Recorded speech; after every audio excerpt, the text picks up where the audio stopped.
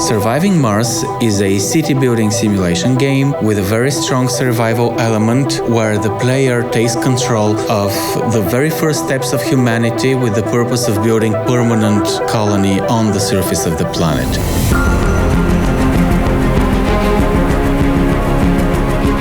The feeling of going into the unknown is what is really hooking me up as a player. The game is complex, it's challenging, and somewhat unforgiving.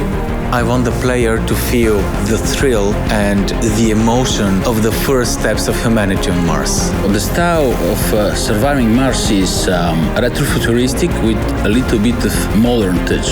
The game is, of course, a fiction, but it's based on plausible science. We use actual photos from the NASA HiRISE satellite. Pretty much 80% of the game is based on a real place, on the real Mars. Colonizing Mars is the next big frontier for humanity. It's the big unknown.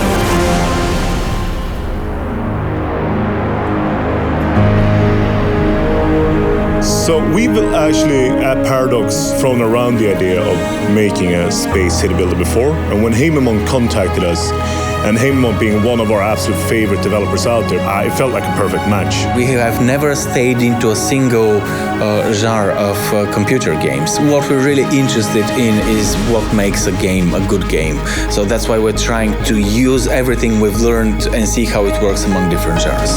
This game sometimes punished me a bit too much because I'm a bit haberdash and happy and just try to find a quick solution, quick and dirty. Quite a few colonists perished due to my mistakes, but I love that. It's great fun, it's fun exploring, and it's fun getting punished for your mistakes. I think what's unique is the blend of survival elements and the city building. And on top of that, you have extremely pleasing, unique visuals and with a sci-fi fantasy twist in it, if the player is willing to go into that direction.